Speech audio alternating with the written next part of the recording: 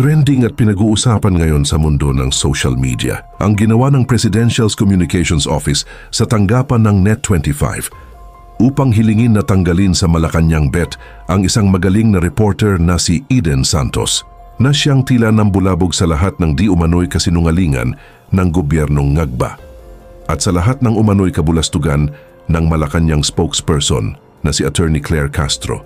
Kaya naman hindi na nga rin napigilan ng senador na si Rodante Marcoleta na basagin ang kanyang katahimikan at tila sinampal nga nito ng katotohanan at kahihiyan ang umano'y kabulastugan ng Presidential Communications Office ni Marcos Jr.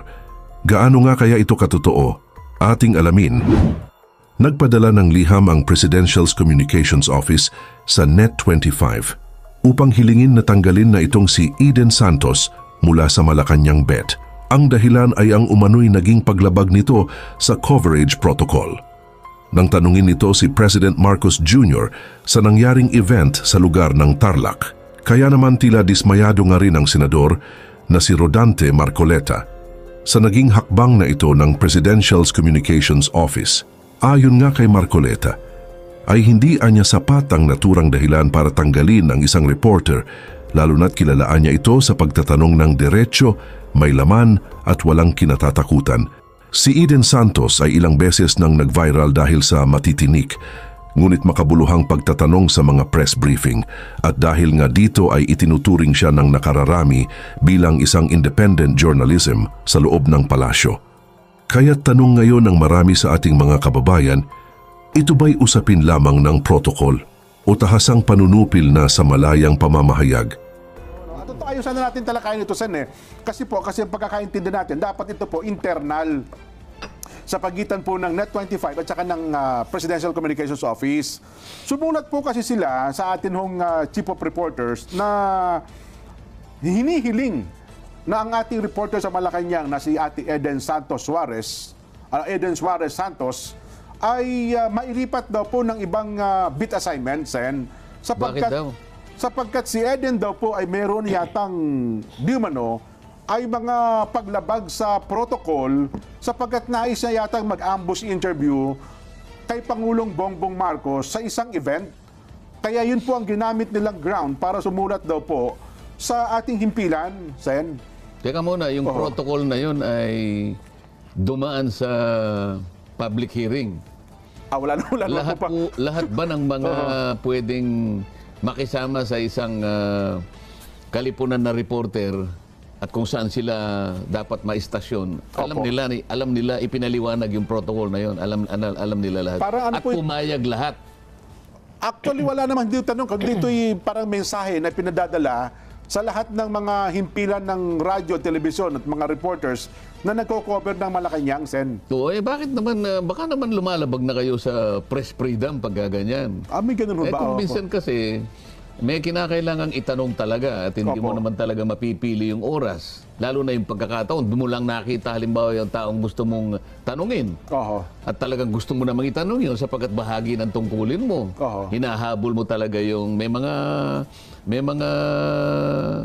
ano yung reporter eh. May mga oras, may mga deadlines.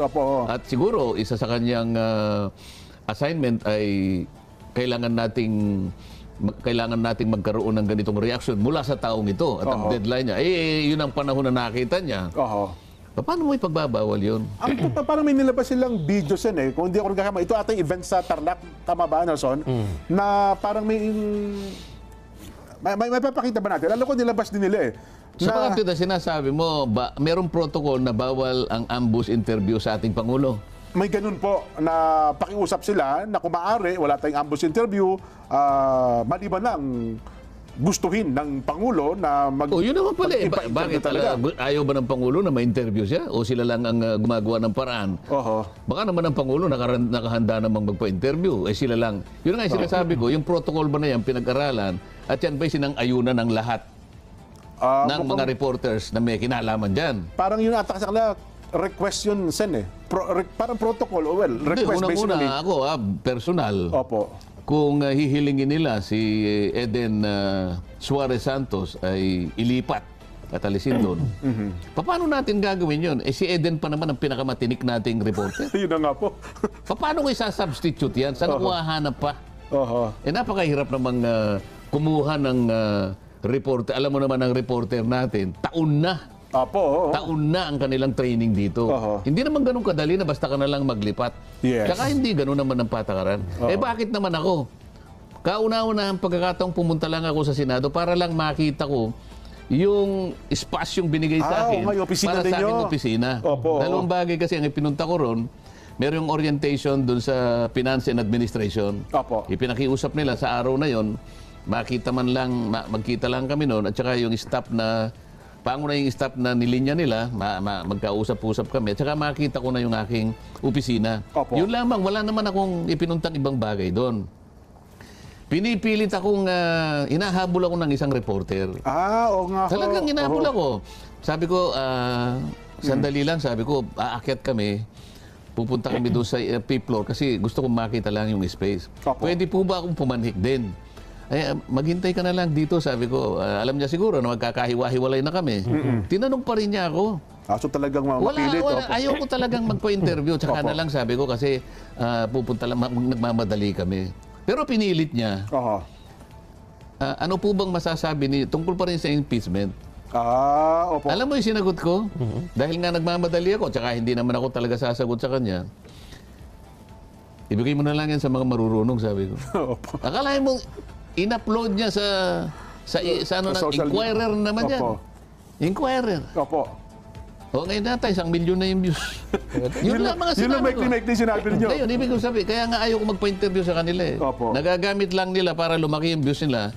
Ang aking ipinangako sa sarili ko, pupunta lang ako doon sa network na nire-respeto ko. Yung network, nakasali ako doon. Opo. At doon gusto nila akong pakinggan, makinig sila sa network. Pero may kinalaman sa ambush. Opo, ambush interview. Bakit doon hindi binabawal? Tilang hinabol niya ako eh. Opo. May statement po ang dito, mga opisyal ng Malacanang Press Corps. Ayan yan Nagpadala sila ng liham sa PCO, Presidential Communications Office, Okay. upang ipahayag na tinututulan nila yung request na pagpapalit sa reporter. Member kasi, di ba, ng Malacanang Press Corps. Member ng Malacanang Press. Ang sabi nila Malacanang Press Corps na tulugan, pribadong grupo yan. Ito yung mga reporter na nagko-cover sa Malacanang. Ibig sabihin, pinroteksyonan ng Malacanang. Yes. Malacanang Press Corps. Hindi maganda. tinututulan nila na dahil lang sa protocol breach ay ililipat mo ang isang reporter. Batay sa kanila ay hindi po pwede na ang isang protocol ay maging dahilan para hindi magampanan ng isang reporter yung kanyang tungkulin, lalo na kung ito ay kaugnay na ng ano. Yun na nga sinasabi ko. Pagkakataon niya na yun eh.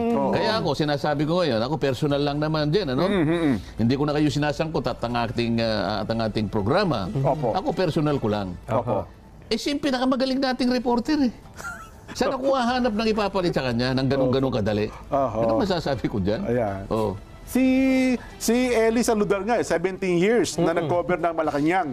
Ano ha? Mawalang galang na sa ibang reporter natin. Ayan, ang sabi niya, meron talaga mga ganyan protocol, pero wala nakakapigil sa isang reporter. Tanong siya, Mr. President, ano masasabi sa ganun? Minsan daw, may mga pagkakataon na ang Pangulo, kahit walang schedule na interview, sumasagot. Lumalapit sa mga reporter. Panahon ni FBR, panahon ni ERAP, panahon ni GMA, wala naka-schedule. Yun po ang ano Pero hindi daw po nagiging malaking issue sa kanila yon.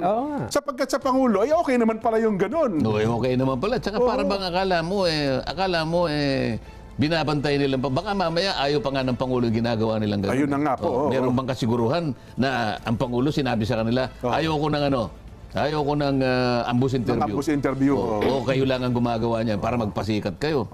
Sabi akala mo, pinoproteksyon yun pa. Ba't mo hindi niya kailangan ng protection, magtatanong lang naman. Ayun na nga po. Tsaka na-depende naman sa Pangulo kung ayaw sumagot di ba? Kung sasabihin ng Pangulo ayaw, hindi naman niya papansinin Nagkakalokohan nga dyan minsan, di ba Nelson? Minsan tayo mga reporter, pero hindi naman to sa Malacanang. Hindi ka pinansin, in-snub ka, Biruan na lang natin yun Pero ibig sabihin, depende pa rin sa tao. Kaya naniniwala ako talagang magaling si Eden Santos Suarez.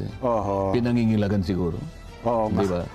Mukhang ganun nga ang sitwasyon sa Well, yun naman ang sabi ng iba. Mukhang baka daw nagiging tinik ata sa mga nandiyan sa Malacanang ang Ate Eden. Pero anyway, ang ating talagang magiging tinik, dahil matinik. Bayaan mo na yan, ano ha? Ang point lang natin dito, Sen, ang atin pong tanong dito, ang atin pong gusto iparating sa kanila, ang akala kasi natin internal ito sa pagitan po ng PCO at saka ng net, ng news. Pero ang problema, nilabas kasi nila sa news eh. Yun ang mali nila. Yun, kaya Sila ang wala sa protocol. Oo. Di ba? Yun.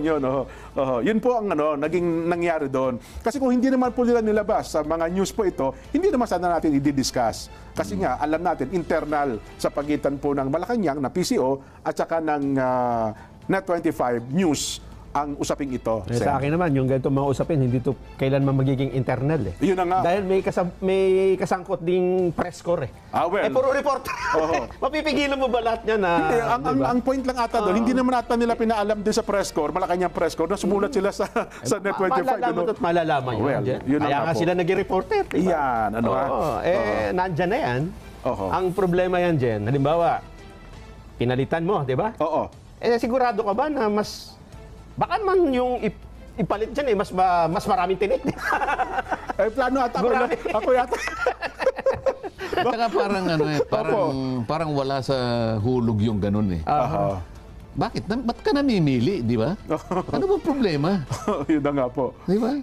Kapag pinadala natin ang isang reporter natin, andun ang tiwala natin. Bakit kayo ang magsasabi na palitan namin? Ayan. Di ba kami? Dapat yung nagpadala, yun ang merong discretion na palitan kung saan na siya gustong ilagay. Hindi kayo ang magpapalit. Totoo. Kahit suggestion lang, parang hindi tama. Hindi pa rin tama. Tama po.